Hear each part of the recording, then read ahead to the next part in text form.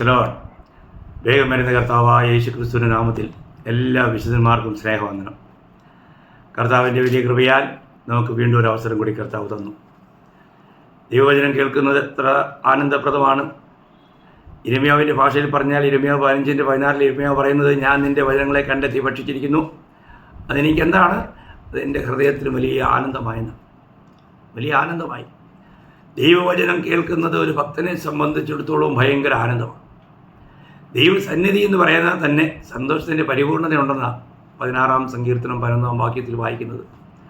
അപ്പോൾ ഇന്ന് വീണ്ടും ഒരിക്കൽ കൂടി ഈ ജീവൻ്റെ വചനവുമായി നമുക്ക് സന്ധിക്കുവാൻ കർത്താവ് സഹായിച്ചല്ലോ. നമ്മുടെ സമയം വിലപ്പെട്ടതാണ്. ഒട്ടും സമയം കളയാതെ തന്നെ നമ്മൾ വിഷയത്തിലേക്ക് വീണ്ടും പ്രവേശിക്കുക. അപ്പോൾ നമ്മൾ ഇന്നലെ കണ്ടത്, ഒരുവൻ ക്രിസ്തുവിലായാൽ അവൻ പുതിയ സൃഷ്ടിയാകുന്നു, പഴയത് കഴിഞ്ഞുപോയി, സകലവും പുതുതായി തീർന്നു. അപ്പോൾ സകലവും പുതുതായി തീർന്നെങ്കിൽ ഈ പുതുസൃഷ്ടിയായി തീർന്ന ഈ വീണ്ടും ജനിച്ച രക്ഷിക്കപ്പെട്ട ഒരു ദൈവത്തിൽ എന്തൊക്കെയാണ് പുതിയത് എന്നുള്ളതാണ് ഞാൻ ഇന്ന് പറയാമെന്ന് പറഞ്ഞ് നിർത്തിയത്. നിങ്ങൾക്ക് ഓർമ്മയുണ്ടാവും, പലരും അത് കേൾക്കാനായിട്ട് ആഗ്രഹിക്കുന്നുണ്ടാവും. വളരെ നമുക്ക് പ്രാർത്ഥനയോടെ ആ പുതിയ കാര്യങ്ങളെക്കുറിച്ച് പഠിക്കാം. യഥാർത്ഥ രക്ഷിക്കപ്പെട്ടൊരു വ്യക്തിയിൽ ഈ പുതിയ 7 കാര്യങ്ങളും ഉണ്ട്. അങ്ങനെയെങ്കിൽ മാത്രമേ അവർക്ക് ഒരു പുതിയ സൃഷ്ടിയായിട്ട് കർത്താവിനെ മഹത്വപ്പെടുത്തുന്ന ഒരു ജീവിതം നയിക്കാൻ പറ്റൂ. അപ്പോൾ രക്ഷിക്കപ്പെട്ട് നമ്മൾ കർത്താവിനെ സ്വീകരിച്ചതിലൂടെയാണ് അവൻ യഥാർത്ഥത്തിൽ ഒരു പുതിയ സൃഷ്ടിയായി മാറി. അപ്പോൾ ഈ പുതിയ സൃഷ്ടിക്ക് ലഭിച്ച 7 കാര്യങ്ങളെക്കുറിച്ചാണ് ഞാൻ ഇന്ന് നിങ്ങളോട് വളരെ ചുരുങ്ങിയ സമയം കൊണ്ട് പറയാൻ ആഗ്രഹിക്കുന്നത്. അതിലൊന്നാമത്തെ കാര്യം, നമുക്ക് ജീവൻ ലഭിച്ചു എന്നുള്ളതാണ്. കർത്താവ് പറഞ്ഞല്ലോ, ഞാൻ അവർക്ക് ജീവൻ ഉണ്ടാകുവാനും ധാരാളമായിട്ടുണ്ടാകുവാനും ഞാൻ വന്നു. യോഹന്നാൻ 10-ാം അധ്യായം അതിൻ്റെ 10-ാം വാക്യത്തിൻ്റെ അവസാന ഭാഗം നമ്മൾ ചിന്തിക്കണം. അപ്പോൾ നമ്മൾ യഥാർത്ഥ ജീവൻ എന്ന് പറഞ്ഞാൽ എന്താണ് എന്നുള്ളത് നമ്മൾ അറിയണം. ജീവൻ എന്നിവിടെ ഉദ്ദേശിക്കുന്നത് ദൈവത്തിൻ്റെ ജീവനെക്കുറിച്ചാണ്. ഈ ദൈവത്തിൻ്റെ ജീവൻ നമുക്ക് ലഭിക്കുക എന്നുള്ളതാണ് വീണ്ടും ജനിച്ച ഒരു ദൈവത്തിൻ്റെ ഏറ്റവും ശ്രേഷ്ഠമായ കാര്യം. ജീവൻ ഒന്നേ ഉള്ളൂ. അതുകൊണ്ടല്ലേ കർത്താവ് യോഹന്നാൻ 14:6 പറഞ്ഞത്, വഴിയും സത്യവും ജീവനും ഞാൻ തന്നെ. അപ്പോൾ ജീവൻ എന്നുള്ളത് കർത്താവായ യേശു ക്രിസ്തുവാണ്. ബാക്കി നമ്മൾ ഈ കാണുന്നതൊന്നും ജീവൻ എന്ന അർത്ഥത്തിൽ എണ്ണുവാൻ പറ്റിയല്ല. അപ്പോൾ ഇന്നിപ്പോൾ നമ്മൾ നടക്കുന്ന ശവങ്ങളെയാണ് കാണുന്നത്. അതൊന്നും ജീവനല്ല. ആക്ച്വലി ജീവൻ വേണമെങ്കിൽ നമ്മളിൽ ക്രിസ്തു ഉണ്ടായിരിക്കണം. അതാണ് ഒന്നാമത്തെ കാര്യം. നമ്മൾ 1 യോഹന്നാൻ 5-ാം അധ്യായം 12-ാം വാക്യത്തിൽ വായിക്കുന്നത്, 1 യോഹന്നാൻ 5:12, പുത്രനുള്ളവന് ജീവനുണ്ട്, ദൈവപുത്രനില്ലാത്തവന് ജീവനില്ല. എത്ര ഭയങ്കരമായ വാക്യമാണ്. നമ്മൾ ചിന്തിക്കണം. പുത്രനുള്ളവന് ജീവനുണ്ടെന്നാണ് പറഞ്ഞത്. ദൈവപുത്രനില്ലാത്തവന് ജീവൻ ഇല്ല. നിങ്ങൾ ചിന്തിക്കുക പ്രിയമുള്ളവരെ, ഈ ജീവൻ എന്നുള്ളത് നിത്യജീവനാണ്. എന്ന് വെച്ചാൽ ആരംഭവും അവസാനവും ഇല്ലാത്തൊരു ജീവൻ. ആരംഭവും അവസാനവും ഇല്ലാത്തൊരു ജീവനാണ് വീണ്ടും ജനനത്തിലൂടെ നമുക്ക് ലഭിച്ചത്. ആ ജീവൻ എന്നുള്ളത് കർത്താവായ യേശു ക്രിസ്തുവിൻ്റെ ജീവനാണ്, ദൈവിക ജീവനാണ്. അപ്പോൾ ക്രിസ്തു നമ്മുടെ ജീവനായി മാറുന്നു എന്നുള്ളതാണ് വീണ്ടും ജനിച്ച ഒരു വ്യക്തിയുടെ ഏറ്റവും ശ്രേഷ്ഠമായ കാര്യം. നമുക്കറിയാം, ഈ ജീവനില്ല. നമുക്കറിയാം എല്ലാത്തിൻ്റെയും സ്വഭാവം അവരുടെ ജീവനിലാണ്. അപ്പോൾ നമുക്ക് ലഭിക്കുന്ന ഈ ജീവനിലൂടെ നമ്മളിൽ ഒഴിവാകുന്നത് ദൈവത്തിൻ്റെ യഥാർത്ഥമായ ആ സ്വഭാവ ഗുണങ്ങളാണ്. അത് മുന്നോട്ടുള്ള വാക്യത്തിൽ അതും ഒരു പുതിയ സ്വഭാവമായിട്ട് ഞാൻ എടുത്ത് പറയുന്നുണ്ട്. ആ സമയത്ത് അതിനെ ഒന്നുകൂടെ വിശദീകരിക്കാം. അപ്പോൾ ഇന്ന് ജീവനെ പ്രാപിച്ച നമ്മൾ ആ ജീവനിലൂടെ ജീവിക്കുന്നുണ്ടോ എന്നുള്ളതാണ് അതിൻ്റെ വലിയ കാര്യം. ഇന്ന് അനേകരിലും ക്രിസ്തു വെളിപ്പെടാത്തതിന് കാരണം അവർ ക്രിസ്തുവിനെ ജീവനായിട്ട് ആസ്വദിക്കുന്നില്ല, അനുഭവിക്കുന്നില്ല എന്നുള്ളതാണ്. എന്നാൽ വീണ്ടും ജനിച്ചൊരു ദൈവപൈതൽ അവൻ ജീവിക്കേണ്ടത് ക്രിസ്തുവാകുന്ന ജീവനിലൂടെയാണ് എന്ന വചനം പഠിപ്പിക്കുന്നത്. അങ്ങനെയുള്ളവർക്ക് വേണ്ടിയാണ് കർത്താവ് വരുന്നത്. ഇതാണ് യഥാർത്ഥ രക്ഷിക്കപ്പെട്ട ഒരു ദൈവപൈതൽ അറിയേണ്ട ഒരു വലിയ സത്യം. ഇന്ന് അനേകർക്കും ഇത് മറഞ്ഞിരിക്കുന്നു എന്നുള്ളതാണ് ഒരു ചോദ്യം. ചിന്തിക്കുക. നമ്മൾ കൊളോസ്യ ലേഖനം 3-ാം അധ്യായം അതിൻ്റെ 4-ാം വാക്യത്തിൽ വായിക്കുന്നത്, കൊളോസ്യ ലേഖനം 3-ാം അധ്യായം 4-ാം വാക്യം, നമ്മുടെ ജീവനായ ക്രിസ്തു വെളിപ്പെടുമ്പോൾ നിങ്ങളും അവനോടുകൂടെ തേജസ്സിൽ വെളിപ്പെടും. അപ്പോൾ നമ്മുടെ ജീവനായ ക്രിസ്തു വെളിപ്പെടുമ്പോൾ, നമ്മുടെ ജീവനായ ക്രിസ്തു, അപ്പോൾ നമ്മുടെ ജീവൻ ആരാണ്? നമ്മുടെ ജീവൻ ക്രിസ്തുവാണ്. അപ്പോൾ കർത്താവിൻ്റെ വരവിൽ നമ്മൾ തേജസ്സിൽ കാണപ്പെടണമെങ്കിൽ ഇന്ന് ക്രിസ്തു നമ്മുടെ ജീവനായി വെളിപ്പെടുന്ന ഒരു ജീവിതം നാം നയിക്കണം. അതാ ദൈവം ആഗ്രഹിക്കുന്നത്. അപ്പോൾ ഇന്ന് അങ്ങനെ വെളിപ്പെടുത്തിയ ഒരു ജീവിതമാണോ നമ്മൾ നയിക്കുന്നതാണ് നമ്മൾ ഒന്നാമത് ചിന്തിക്കേണ്ടത്. അപ്പോൾ വീണ്ടും ജനിച്ചൊരു ദൈവപൈതലിൽ, കാരണം നമുക്ക് ലഭിച്ചത് തൻ്റെ ഏകജാതനായ പുത്രനിൽ വിശ്വസിക്കുന്ന ഏവനും നശിച്ചു പോകാതെ നിത്യജീവൻ പ്രാപിക്കേണ്ടതിന് അവനെ നൽകുവാൻ തക്കവണ്ണം പിതാവ് നമ്മൾ ഓരോരുത്തരെയും സ്നേഹിച്ചു. നമുക്ക് ലഭിച്ചത് നിത്യജീവനാണ്. എന്ന് വെച്ചാൽ ദൈവിക ജീവൻ, എന്ന് വെച്ചാൽ ആരംഭവും അവസാനവും ഇല്ലാത്ത ജീവൻ. ആ ജീവൻ നമുക്ക് ലഭിച്ചേ. ആ ജീവനിലാണ് ഇന്ന് നാം ജീവിക്കേണ്ടത്. ഇന്ന് ഞാൻ ആ ജീവനിലാണോ ജീവിക്കുന്നതെന്നാണ് ഇന്ന് നമ്മൾ തിരിച്ചറിയേണ്ടത്. ഒന്നാമത്തെ പുതിയ കാര്യമാണ് ഈ നിത്യജീവൻ, അല്ലെങ്കിൽ ക്രിസ്തുവാകുന്ന ജീവൻ നമ്മുടെ സ്വന്തമായി തീർന്നു. ആ ജീവനിൽ ജീവിക്കുന്ന ഒരു ജീവിതമാണ് പുതു സൃഷ്ടിയായി തീർന്ന ഒരു ക്രിസ്ത്യാനിയുടെ ജീവിതം. രക്ഷിക്കപ്പെടാത്തവരാരും ക്രിസ്ത്യാനിയല്ല. വിശുദ്ധന്മാരായി ജീവിക്കാത്തവരാരും ഒരു ക്രിസ്ത്യാനിയല്ല. നമ്മൾ ചിന്തിക്കണം. അപ്പം അങ്ങനെയാണെങ്കിൽ ക്രിസ്തുവിൻ്റെ ആത്മാവില്ലാത്തവരാരും ക്രിസ്ത്യാനിയല്ല. ഇത് നമ്മൾ വളരെ വ്യക്തമായി മനസ്സിലാക്കണം. അവിടുത്തെ ജീവൻ ഇന്ന് നമ്മുടെ ജീവനായി ഭവിക്കുന്നില്ല എങ്കിൽ അതിനെ ക്രിസ്ത്യ ജീവിതം എന്ന് വിളിക്കാൻ പറ്റിയല്ല. രണ്ടാമത്തെ കാര്യം, പുതുജീവിതം. എന്താണ് പറയുന്നത്? പുതുജീവിതം. അപ്പം അന്ന് വരെ ഉണ്ടായിരുന്ന ജീവിതം കഴിഞ്ഞു, ഒരു പുതുജീവിതമാണ്. നമുക്കറിയാം, നമ്മൾ റോമർ അതിൻ്റെ 6-ാം അധ്യായത്തിൽ 4-ാം വാക്യത്തിൽ വായിക്കുന്നത് ജീവൻ്റെ പുതുക്കത്തിൽ നടക്കേണ്ടതിന്, അതിൻ്റെ ബി പാർട്ട് അവസാന ഭാഗം, ജീവൻ്റെ പുതുക്കത്തിൽ നടക്കേണ്ടതിന്. അപ്പോൾ നമ്മുടെ പഴയ മനുഷ്യൻ കുഴിച്ചിടപ്പെട്ടു, പുതു മനുഷ്യനാണ് വെള്ളത്തിൽ നിന്ന് പുറത്തു വരുന്നത്. പിന്നീട് അവൻ ജീവിക്കുന്നത് ക്രിസ്തുവാകുന്ന ജീവനിലൂടെയാണ്. ജീവൻ്റെ പുതുക്കം എത്ര വലിയ കാര്യമാണ്, നമ്മൾ ചിന്തിച്ചേ. അപ്പോൾ നമുക്കത് പറയാനായിട്ട് കഴിയണം. പൗലോസ്ലീഹ ഒരിക്കൽ സഭയെ ഉപദ്രവിച്ചു. കർത്താവ് ചോദിച്ചത്, നീ എന്നെ ഉപദ്രവിക്കുന്നത് എന്തെന്ന്. അപ്പോൾ യഥാർത്ഥത്തിൽ പൗലോസ്ലീഹ കർത്താവിനെ ഉപദ്രവിച്ചോ? എന്നാൽ കർത്താവ് പറഞ്ഞത്, എന്നെ നീ ഉപദ്രവിക്കുന്നത് എന്ത്. അപ്പോൾ സഭ ക്രിസ്തുവിൻ്റെ ശരീരമാണെന്നുള്ള ആ ഒരു വലിയ പ്രകാശനം ദൈവം തൻ്റെ ദാസന് കൊടുക്കുകയായി. നമ്മൾ ചിന്തിക്കണം. അതുകൊണ്ടാണ് നമ്മൾ രക്ഷിക്കപ്പെട്ട് കഴിയുമ്പോൾ ആ ശരീരത്തിൻ്റെ ഒരു അവയവമായി മാറുന്നു. നമ്മളോട് ആരെല്ലാം ഏതെല്ലാം രീതിയിൽ ഇടപെട്ടാലും അത് കർത്താവിനോട് ഇടപെടുന്നതിന് തുല്യമാണ്. ഈ ഒരു കാഴ്ചപ്പാട് നമുക്കുണ്ടായിരിക്കണം. നമ്മുടെ ജീവിതം ഒരു ജീവൻ്റെ പുതുക്കം. അപ്പോൾ അതുവരെ ഉണ്ടായിരുന്ന ആ ജീവിതം അവസാനിച്ചു, അത് മാറി. പൗലോസ്ലീഹ എത്ര ധൈര്യമായിട്ടാണ് പറയുന്നത് ഫിലിപ്പിയർ 1:21, എനിക്ക് ജീവിക്കുന്നത് ക്രിസ്തു, മരിക്കുന്നത് ലാഭം. അപ്പോൾ എനിക്ക് ഈ ജീവിക്കുന്നത് ക്രിസ്തുവാണ്.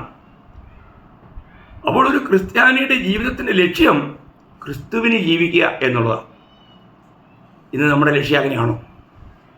എനിക്ക് ജീവിക്കുന്നത് ക്രിസ്തു. കാരണം ക്രിസ്തുവിനുള്ള വിശ്വാസത്താൽ എൻ്റെ പഴയ മനുഷ്യൻ തീർന്നു.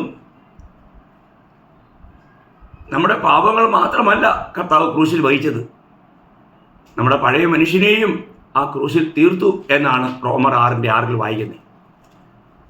ദൈവമക്കളെ, ഇന്ന് നമുക്ക് ധൈര്യമായിട്ട് പൗലോസ്ലീഹ ഗലാത്യർ 2:20 എന്താ പറഞ്ഞേ? ഞാൻ ക്രിസ്തുവിനോടുകൂടെ ക്രൂശിക്കപ്പെട്ടിരിക്കുന്നു, ഇന്ന് ഞാനല്ല ക്രിസ്തു അത്രയും എന്നെ ജീവിക്കുന്നു. നോക്കുക, അങ്ങനെ ഒരു ജീവിതം എന്നെ സ്നേഹിച്ച് എനിക്ക് വേണ്ടി തന്നെത്താൻ ഏൽപ്പിച്ച് തന്ന ആ കർത്താവായ യേശു ക്രിസ്തുവിലുള്ള വിശ്വാസത്തിൽ ഇന്ന് ഞാൻ ക്രിസ്തുവിന് ജീവിക്കുന്നില്ല എങ്കിൽ അവനൊരു പുതുസൃഷ്ടിയായി തീർന്നു എന്ന് പറയുന്നതിനകത്ത് യാതൊരു സത്യം ഉണ്ടായില്ല. നമ്മുടെ ജീവിതം ഈ വചനങ്ങളുടെ മുമ്പിൽ, ഈ വചനമെന്ന കണ്ണാടിയുടെ മുമ്പിൽ എപ്രകാരമുണ്ടെന്ന് എന്നെ കേൾക്കുന്ന ഓരോരുത്തരും അത് ചിന്തിക്കുന്നത് നന്നായിരിക്കും. ഇത് വളരെ ഗൗരവമായി നിങ്ങൾ മനസ്സിലാക്കണം. ഇതൊക്കെ നമുക്ക് ദൈവത്തിൻ്റെ ആത്മസഹായത്തിൽ മാത്രമേ ഈ സത്യം വെളിപ്പെട്ട് കിട്ടൂ. ഈ നശിച്ചു പോകുന്ന മണ്ണാങ്കട്ടയ്ക്ക് പിന്നാലെ ഓടി ജീവിതം നശിപ്പിക്കാതെ നിത്യതയുടെ കാഴ്ചപ്പാട് പ്രാപിക്കുന്നില്ല എങ്കിൽ ദൈവമുള്ളവരെ, നമ്മുടെ ഈ ചെറിയൊരു ആയുസ് പെട്ടെന്ന് കഴിഞ്ഞു പോകും. പിന്നീട് നമുക്കൊരു അവസരമില്ല. അപ്പം ലഭിച്ച സമയം നമ്മൾ നഷ്ടമാക്കിയാൽ പിന്നീട് നമുക്കത് തീരെ നഷ്ടമായിരിക്കും. അപ്പോൾ നമുക്ക് ഒരു പുതുജീവിതം, അപ്പോൾ പുതിയ ജീവൻ, പുതിയ ജീവിതം. മൂന്നാമത് നമ്മൾ വായിക്കുന്നത് പുതിയ ഹൃദയം.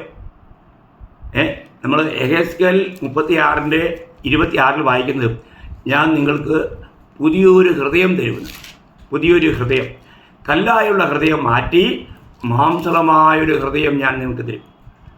വീണ്ടും ജനിക്കുമ്പോൾ ഭാവത്താൽ കഠിനമായ ആ ഹൃദയത്തെ മാറ്റി കർത്താവ് നമ്മളെ എന്ത് ചെയ്യുന്നു? മാംസളമായ ഒരു ഹൃദയം നമുക്ക് തരികയാണ്. നോക്കണമേ, നമ്മുടെ ഹൃദയത്തിലാണ് എല്ലാ അഴുക്കും വന്ന് കൂടുന്നത്. അതുകൊണ്ടാണ് സദൃശവാക്യം 4:21 പറയുന്നത്, എല്ലാറ്റിലും അധികം ഹൃദയത്തെ നമ്മൾ കാക്കണം, സൂക്ഷിക്കണം. നമ്മുടെ ജീവിതത്തിൻ്റെ എല്ലാ കൺട്രോൾ കേന്ദ്രവും നമ്മുടെ ഹൃദയമാണ്. അപ്പോൾ ആ ഹൃദയത്തിൽ നമ്മൾ ഒരിക്കലും ഈ ലോകത്തിൻ്റെ മാലിന്യം വന്ന് അടിഞ്ഞു കൂടുവാൻ സമ്മതിക്കരുത്. ആ പുതിയ ഹൃദയത്തിൽ ദൈവവചനത്താൽ നിറയ്ക്കണം. ഈ വചനമെന്ന ഈ വചനം അത് നമ്മുടെ ഹൃദയത്തിൽ എഴുതപ്പെടണം. നമുക്കറിയാം 119 സങ്കീർത്തനം 11 വാക്യത്തിൽ വായിക്കുന്നത്, ഞാൻ നിനക്കെതിരെ പാപം ചെയ്യാതിരിക്കേണ്ടതിന് നിന്റെ വചനത്തെ എൻ്റെ ഹൃദയത്തിൽ സംഗ്രഹിച്ചിരിക്കുന്നു. കണ്ടോ, എൻ്റെ ഹൃദയത്തിൽ സംഗ്രഹിച്ചിരിക്കുന്നു. നമ്മൾ കൊളോസ്യർ 3:16 വായിക്കുന്നുണ്ട്, ക്രിസ്തുവിൻ്റെ വചനം ഐശ്വര്യമായി നിങ്ങളുടെ ഹൃദയങ്ങളിൽ വസിക്കട്ടെ. ഈ ഹൃദയത്തിൽ, രക്ഷിക്കപ്പെട്ടവൻ്റെ ഹൃദയത്തിൽ ഈ ലോകത്തിൻ്റെ മാലിന്യങ്ങളോ ലോകത്തിൻ്റെ കഥകളോ കഹാനിയൊന്നുമല്ല, ദൈവത്തിൻ്റെ വചനമാണ് അവൻ്റെ ഹൃദയത്തെ വസിക്കുന്നത്. അതാണ് വസിക്കേണ്ടത്. അങ്ങനെ എഴുതപ്പെട്ട ഒരു ഹൃദയം നമുക്കുണ്ടായിരിക്കണം. അങ്ങനെ എഴുതപ്പെടാൻ തക്കവണ്ണമാണ് നമ്മളെ ദൈവം ആക്കി തീർക്കുന്നത്. ആ മാംസളമായ ഹൃദയത്തിൽ പരിശുദ്ധാത്മാവ് തൻ്റെ വചനം എഴുതുകയാണ്. കേൾക്കുന്ന വചനങ്ങൾ എഴുതപ്പെടുന്നൊരു അനുഭവം നിങ്ങൾക്കുണ്ടോ? അതുകൊണ്ടാണ് 2 കൊരിന്ത്യർ 3:3 വായിക്കുന്നത്, നിങ്ങൾ ക്രിസ്തുവിൻ്റെ പത്രം. അത് കൽപ്പലകയിലല്ല, മാംസപ്പലകയിൽ എഴുതിയിരിക്കുക. നമ്മൾ ചിന്തിക്കണം, ഇന്ന് അങ്ങനെ ദൈവത്തിൻ്റെ വചനം എഴുതപ്പെട്ട ഒരു ഹൃദയം എനിക്കുണ്ടോ? ദൈവം നമുക്ക് തന്ന പുതിയ ഹൃദയം അത് ദൈവവചനത്താൽ നിറയ്ക്കാൻ വേണ്ടിയിട്ട് നൽകിയതാണ്. മറ്റുള്ളതിലൊന്നും നമ്മൾ സ്ഥാനം കൊടുക്കാൻ പാടില്ല. അവിടെയെല്ലാം ജീവനാണ് വസിക്കുന്നത്. ദൈവത്തിൻ്റെ ആ വചനം നമ്മളിൽ ധാരാളമായിട്ട് വസിക്കണം. അപ്പോൾ ആ ഹൃദയത്തിലാണ് യേശുവിനെ കർത്താവായിട്ട് വിശുദ്ധീകരിക്കാൻ കഴിയുന്നത്. നമ്മൾ മലയാളത്തിൽ 1 പത്രോസ് 3:14 ലാസ്റ്റ് ഭാഗത്ത് വായിക്കുന്നത്, യേശുവിനെ കർത്താവായി നിങ്ങളുടെ ഹൃദയത്തിൽ വിശുദ്ധീകരിപ്പിക്കുക.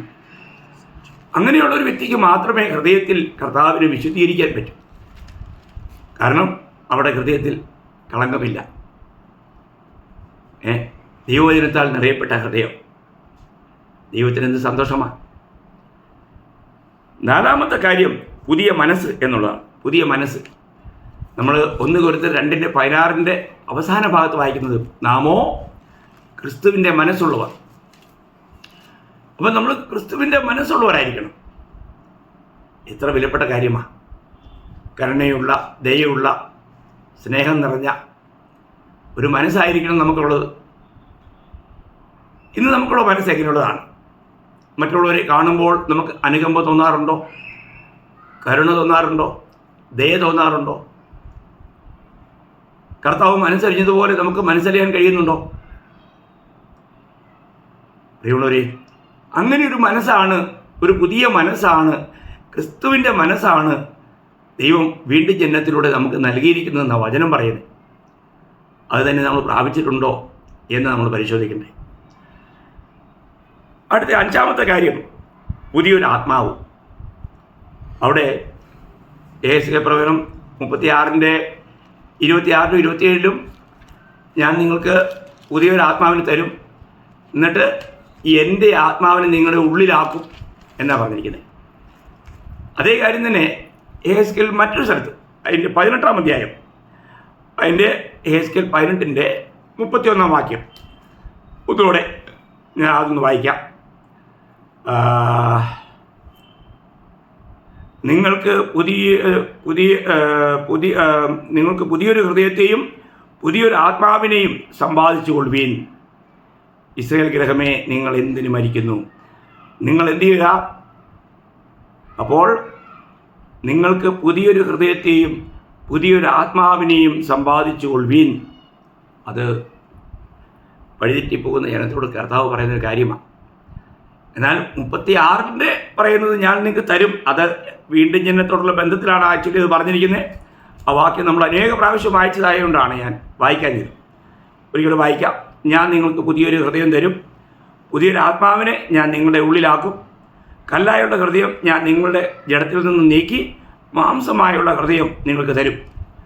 ഞാൻ എൻ്റെ ആത്മാവിനെ നിങ്ങളുടെ ഉള്ളിലാക്കും, നിങ്ങളെ എൻ്റെ ചട്ടങ്ങളിൽ നടക്കുമാറാക്കും. അതാണ് വീണ്ടും ജനനത്തിലൂടെ നാം വീണ്ടും ജനിക്കുന്നത് തന്നെ ദൈവത്തിൻ്റെ ആത്മാവിലാണ്. ഈ ആത്മാവിനെ ദൈവം നമ്മുടെ ഉള്ളിലാക്കിയിരിക്കുക. എത്ര വലിയ കാര്യമാണ് പുതിയൊരു ആത്മാവ്. അപ്പോൾ ഇവിടെ നമ്മൾ മനസ്സിലാക്കേണ്ട ഒരു വലിയ കാര്യം, ഈ ആത്മാവില്ല എങ്കിൽ നമുക്കൊരിക്കലും ആത്മീയ ജീവൻ നയിക്കാൻ പറ്റില്ല. അതുകൊണ്ടല്ലേ നമ്മൾ റോമർ 8:9 വായിക്കുന്ന അവസാന ഭാഗത്ത്, ക്രിസ്തുവിൻ്റെ ആത്മാവില്ലാത്തവൻ അവനുള്ളവനല്ല. അപ്പോൾ ഞാൻ ക്രിസ്തുവിൻ്റെ ആത്മാവിനുള്ളവനായി തീർന്നിരിക്കുന്നു, പുതിയൊരു ആത്മാവുള്ളവനായി തീർന്നു. അപ്പോൾ അതിനു മുൻപ് എനിക്ക് തോന്നുന്നത് അനേക ലഗ്യോന്മാരായിരിക്കും നമ്മളെ നയിച്ചത്. ദൈവവുമായിട്ടൊരു ബന്ധമില്ലാതെ, ദൈവത്തിൻ്റെ വചനത്തോടോ ഒരു വിശുദ്ധ ജീവിതത്തോടോ ആഗ്രഹമില്ലാതെ ജീവിച്ച ഒരു കാലഘട്ടം. നമ്മൾ ചിന്തിക്കണം ദൈവമക്കളെ, ദൈവം നമുക്ക് വേണ്ടി ചെയ്തത് എത്ര വലിയ കാര്യമാണ്. 6-ാമത്തെ കാര്യം, അവൻ പുതിയ മനുഷ്യനായി എന്നുള്ളതാണ്. പുതിയ മനുഷ്യൻ. അപ്പം നമ്മൾ 5 കാര്യം കണ്ടത്: പുതിയ ജീവൻ, പുതിയ ജീവിതം, പുതിയ ഹൃദയം, പുതിയ മനസ്സ്, പുതിയ ആത്മാവ്. 6-ാമത്തെ കാര്യം, പുതിയ മനുഷ്യൻ. നമ്മൾ ക്രിസ്തുവിനായിത്തീർന്നപ്പോൾ നമ്മൾ പുതു മനുഷ്യനായിത്തീർന്നു. പുതു മനുഷ്യൻ എന്നുള്ളത് ആക്ച്വലി ക്രിസ്തുവാണ്. അപ്പം ക്രിസ്തുവിൻ്റേതായ ഭാഗമായി തന്നെ നമ്മൾ ആയിത്തീർന്നിരിക്കുന്നു എന്നുള്ള വലിയൊരു യാഥാർത്ഥ്യമല്ലേ ദൈവാത്മാവിടെ വെളിപ്പെടുത്തുന്നത്. രക്ഷിക്കപ്പെട്ട എല്ലാവരിലും ഞാൻ ആ കാര്യം ഞാൻ ഇന്നലത്തെ ക്ലാസ്സിലും അല്പമായിട്ട് ഞാൻ നിങ്ങളെ ഓർപ്പിച്ചിരുന്നു. നമ്മളത് വളരെ ഗഹനമായിട്ട്, രക്ഷിക്കപ്പെട്ട ഒരു ദൈവത്തിന് ഈ ഒരു കാഴ്ചപ്പാടുണ്ടെങ്കിൽ മാത്രമേ ഒരു ഐക്യതയുള്ള ജീവിതം നയിക്കാൻ കഴിയൂ. ഇവിടെ വായിക്കുന്നത്, അതിൽ യവനനും യഹൂദനുമെന്നില്ല, പരിച്ഛേദനയും അഗ്രചർമ്മമെന്നില്ല, ബർബരൻ, ശകൻ, ദാസൻ, സ്വതന്ത്രൻ എന്നുമില്ല, ക്രിസ്തുവത്രേ എല്ലാവരിലും എല്ലാമാകുന്നു. ക്രിസ്തുവത്രേ എല്ലാവരിലും എല്ലാമാകുന്നു. നമ്മൾ ചിന്തിക്കണം. അപ്പോൾ എല്ലാവരിലും ക്രിസ്തു എന്നുള്ളതാണ് യാഥാർത്ഥ്യം. അതുകൊണ്ട് ഇവിടെ വായിക്കുന്നത് എന്താണ്? പുതുമനുഷ്യൻ. പുതുമനുഷ്യൻ എന്നുള്ളത് ആ ക്രിസ്തുവിനെ പ്രതിബിംബിക്കുന്ന ഒരു ജീവിതം എന്നുള്ളതാണ്. അതിൻ്റെ അതേ കാര്യം തന്നെയാണ് നമ്മൾ എഫേസ്യർ 4:24 സത്യത്തിൻ്റെ ഫലമായി നീതിയിലും വിശുദ്ധിയിലും ദൈവാനുരൂപമായി സൃഷ്ടിക്കപ്പെട്ട പുതുമനുഷ്യനെ ധരിച്ചുകൊള്ളുവീൻ എന്ന് അവിടെ പറയുന്നത്. ഈ പുതുമനുഷ്യനെ ധരിക്കുക എന്ന് പറയുന്നത് ആരെ ധരിക്കുന്ന കാര്യമാണ്? കർത്താവായ യേശു ക്രിസ്തുവിനെ. അപ്പോൾ ഒരു പുതു സൃഷ്ടി അവൻ ധരിച്ചിരിക്കുന്നത് ക്രിസ്തുവിനെയാണ്. അപ്പോൾ ഒരു പോലീസിൻ്റെ യൂണിഫോം ധരിച്ചിരിക്കുന്ന ഒരു വ്യക്തിയെ കാണുമ്പോൾ പോലീസായിട്ട് കാണുന്നു. എങ്ങനെയാണ് പെട്ടെന്ന് മനസ്സിലായത്? അദ്ദേഹം ധരിച്ചിരിക്കുന്ന യൂണിഫോമിലൂടെയാണ്. ഇതുപോലെ വീണ്ടും ജനിച്ച ഒരു ദൈവത്തിൻ്റെ പൈതൽ എപ്പോഴും ധരിച്ചിരിക്കുന്നത് ക്രിസ്തുവിനെയാണ്. അവനെ കാണുമ്പോഴേ ജനങ്ങൾ പറയും, അതാ ക്രിസ്ത്യാനി പോകുന്നു, അവനൊരു ക്രിസ്ത്യാനിയാണെന്ന് പറയും. നിങ്ങളെ കണ്ടിട്ട് ആരെങ്കിലും എപ്പോഴെങ്കിലും ഒരിക്കലെങ്കിലും അദ്ദേഹം ഒരു ക്രിസ്ത്യാനിയാണെന്ന് പറഞ്ഞിട്ടുണ്ടോ? മറ്റുള്ളവർക്ക് അങ്ങനെ നമ്മളെ കാണുമ്പോൾ ആ ഒരു അനുഭവം ഉണ്ടാകുന്ന ഒരു അനുഭവം നമ്മുടെ ജീവിതത്തിൽ ഉണ്ടായിട്ടുണ്ടോ? അതെ, തിരുവചനം പറയുന്നത് അങ്ങനെയാണ്. അവർ പുതിയ മനുഷ്യനെയാണ് ധരിച്ചിരിക്കുന്നത്, എന്ന് വെച്ചാൽ ക്രിസ്തുവിനെ. ഏഴാമത്തെ കാര്യം പുതിയ സ്വഭാവം എന്നുള്ളതാണ്. അപ്പോൾ പഴയ സ്വഭാവം നമ്മളെ വിട്ട് മാറി നമ്മൾ പുതിയ സ്വഭാവത്തിൻ്റെ ഭാഗങ്ങളായിട്ട് മാറി. നാം എല്ലാവരും പുതിയ സ്വഭാവമുള്ളവരായി മാറി. അത് നമ്മൾ വളരെ ഗഹനമായിട്ട് പഠിക്കേണ്ടതാണ് പ്രിയമുള്ളവരെ. വീണ്ടും ജനിച്ച നമ്മളെല്ലാവരും അവിടെ വായിക്കുന്നത്, അവൻ വിലയേറിയതും അതിമഹത്വമായ വാഗ്ദത്തങ്ങൾ നൽകിയിരിക്കുന്നു. ഇവയാൽ നിങ്ങൾ ലോകത്തിൽ മോഹത്താലുള്ള നാശം വിട്ടൊഴിഞ്ഞിട്ട് ദിവ്യ സ്വഭാവത്തിന് കൂട്ടാളികളായി തീരുവാൻ ഇടവരുന്നു. ദിവ്യ സ്വഭാവത്തിന് കൂട്ടാളികളായി തീർന്നിരിക്കുന്നു. എത്ര വലിയ കാര്യമാണ്! നമ്മൾ ദിവ്യ സ്വഭാവത്തിന് കൂട്ടാളികളായി തീർന്നു. നമുക്ക് എന്നുള്ളത് ദൈവത്തിൻ്റെ സ്വഭാവമാണ്. കർത്താവായ യേശുക്രിസ്തുവിനുള്ള അതേ സ്വഭാവം തന്നെയാണ് തന്നെ അനുഗമിക്കുന്ന ശിഷ്യന്മാരിലും ദൈവം ആഗ്രഹിക്കുന്നത്. അതുകൊണ്ട് നമ്മളത് ആ കാര്യം ഫിലിപ്പർ 2:5 നിങ്ങൾക്ക് ഓർമ്മയുണ്ടോ? ഫിലിപ്പർ 2:5 എന്താ പറയുന്നത്? ക്രിസ്തുവേശുവിലുള്ള ഭാവം തന്നെ നിങ്ങളിൽ ഉണ്ടായിരിക്കട്ടെ. ക്രിസ്തുവേശുവിലുള്ള അതേ സ്വഭാവം തന്നെ നിങ്ങളിൽ ഉണ്ടായിരിക്കണം. അതാ ദൈവം ആഗ്രഹിക്കുന്നത്. അപ്പോൾ ഇവിടെ 7 പുതിയ കാര്യങ്ങളെക്കുറിച്ച് നമ്മൾ കണ്ടു. 1 പുതിയ ജീവൻ, 2 പുതിയ ജീവിതം, 3 പുതിയ ഹൃദയം, 4 പുതിയ മനസ്സ്, 5 പുതിയ ആത്മാവ്, 6 പുതിയ മനുഷ്യൻ, 7 പുതിയ സ്വഭാവം. കണ്ടോ? എത്ര വിലപ്പെട്ട കാര്യമാണ്. അപ്പം ഈ പുതിയ സ്വഭാവം എന്ന് പറഞ്ഞാൽ മറ്റൊരു രീതിയിൽ പറഞ്ഞാൽ ആത്മാവിൻ്റെ ഫലമാണ്. ഈ പുതിയ സ്വഭാവം ആത്മാവിൻ്റെ ഫലമാണ്. ആത്മാവിൻ്റെ ഫലം നിങ്ങൾക്കറിയാമല്ലോ. ആത്മാവിൻ്റെ ഫലമോ സ്നേഹം. ആത്മാവിൻ്റെ ഫലം സ്നേഹം ഒന്നാണ്. എന്നാൽ അതിനകത്ത് ഉള്ള ഗുണങ്ങളാണ് ബാക്കി 8 കാര്യം. സ്നേഹം, സന്തോഷം, സമാധാനം, ദീർഘക്ഷമ, ദയ, പരോപകാരം, വിശ്വസ്തത, സൗമ്യത, ഇന്ദ്രിയജയം. അപ്പോൾ സ്നേഹത്തിൽ ഈ 8 കാര്യങ്ങളുമുണ്ട്. സ്നേഹം ഇതിനകത്ത് ഈ 8 ഫലവും അതിനകത്തെ ഓരോ ഘടകങ്ങളാണ്. അത് മനസ്സിലാക്കണം. സ്നേഹമുണ്ടെങ്കിൽ എല്ലാം ഉണ്ട്, സ്നേഹമില്ലെങ്കിൽ ഒന്നുമില്ല. അതുകൊണ്ട് പിന്നെ നമ്മുടെ പുതിയ സ്വഭാവം എന്നുള്ളത് സ്നേഹമാണ്. അതാണ് അതിൻ്റെ ഫലം, സ്നേഹം. നമുക്കറിയാം, ഒരു രക്ഷിക്കപ്പെട്ട ഒരു ദൈവവചനത്തിൽ ദിനംതോറും കാണപ്പെടേണ്ട വളരെ പ്രാധാന്യമുള്ള 8 കാര്യങ്ങളെക്കുറിച്ച് പത്രോസ്ലീഹ തൻ്റെ 2-ാം ലേഖനം 1-ാം അധ്യായം അതിൻ്റെ 5 മുതൽ 7 വാക്യത്തിൽ പറയുന്നുണ്ട്. അപ്പം ഈ കാര്യങ്ങൾ ഇവിടെ 8 നില കെട്ടിടത്തിൻ്റെ മേൽക്കൂരയാണ് സ്നേഹമെന്നാണ് പറഞ്ഞിരിക്കുന്നത്. ഉണ്ടോ? ഒരു 8 നില കെട്ടിടത്തിൻ്റെ മേൽക്കൂര സ്നേഹമായിട്ടാണ് ഈ ഭാഗത്ത് പറഞ്ഞിരിക്കുന്നത്. ഞാനൊന്ന് പെട്ടെന്ന് വായിച്ചു വിടാം, സമയം നമുക്ക് പോകുന്നല്ലോ. അത് നിമിത്തം തന്നെ നിങ്ങൾ സകല ഉത്സവവും കഴിച്ച് നിങ്ങളുടെ വിശ്വാസത്തോട് വീര്യവും, വീര്യത്തോട് പരിജ്ഞാനവും, പരിജ്ഞാനത്തോട് ഇന്ദ്രിയജയവും, ഇന്ദ്രിയജയത്തോട് സ്ഥിരതയും, സ്ഥിരതയോട് ഭക്തിയും, ഭക്തിയോട് സഹോദരപ്രീതിയും, സഹോദരപ്രീതിയോട് സ്നേഹവും കൂട്ടിക്കൊള്ളുകയും. ഉണ്ടോ? അപ്പോൾ ഏറ്റവും അവസാനം എന്താണ്? സ്നേഹം. അതിൻ്റെ മേൽക്കൂര സ്നേഹം. അതെല്ലാം ഇത് നമുക്ക് ദൈനംദിന ജീവിതത്തിൽ നമുക്കുണ്ടായിരിക്കണമെന്നാണ്. ഇത് വല്ലപ്പോഴും കാണേണ്ട കാര്യമല്ല. നോക്കുക, അപ്പം നമ്മുടെ ജീവിതത്തിൽ ഈ പറഞ്ഞിരിക്കുന്ന 8 കാര്യങ്ങളും നമ്മുടെ ജീവിതത്തിലുണ്ടോ? എല്ലാറ്റിനും മീതെ സ്നേഹം. അതുകൊണ്ട് സ്നേഹത്തിൻ്റെ ആ അവസ്ഥ, അതിൻ്റെ ആ ശ്രേഷ്ഠത നമ്മൾ മനസ്സിലാക്കണം. നമ്മൾ കൊളോസ്യർ 3:14 വായിക്കുമ്പോൾ എല്ലാറ്റിനും മീതെ സമ്പൂർണതയുടെ ബന്ധമായ സ്നേഹം ധരിപ്പിൻ. എല്ലാറ്റിനും മീതെ സമ്പൂർണത ബന്ധമായ സ്നേഹം ധരിപ്പിൻ. സ്നേഹം ധരിക്കാന്ന് പറഞ്ഞാൽ ക്രിസ്തുവിനെ. നമ്മൾ പിന്നെ റോമാലേഖനത്തിൽ പ്രത്യേകം എടുത്ത് വായിക്കുന്നുണ്ട്. റോമർ അതിൻ്റെ 13-ാം വാക്യം വായിക്കുമ്പോൾ, റോമർ 13:14 കർത്താവായ യേശു ക്രിസ്തുവിനെ തന്നെ ധരിച്ചു കൊള്ളുവിൻ, മോഹങ്ങൾ ജനിക്കുമാറ് ജഡത്തിനായി ചിന്തിക്കരുത്. കർത്താവായ യേശു ക്രിസ്തുവിനെ തന്നെ ധരിച്ചു കൊള്ളുവിൻ. നോക്കുക, അപ്പം ദൈവമക്കളുടെ ഏറ്റവും വലിയ ഉത്തരവാദിത്വം സ്നേഹിക്കുക എന്നുള്ളതാണ്. നമ്മൾ റോമർ 13:8 വായിക്കുന്നുണ്ട്, അന്യോന്യം സ്നേഹിക്കുന്നതല്ലാതെ ആരോടും ഒന്നും കടപ്പെട്ടിരിക്കരുത്. അന്യോന്യം സ്നേഹിക്കുന്നതല്ലാതെ ആരോടും ഒന്നും കടപ്പെട്ടിരിക്കരുത്.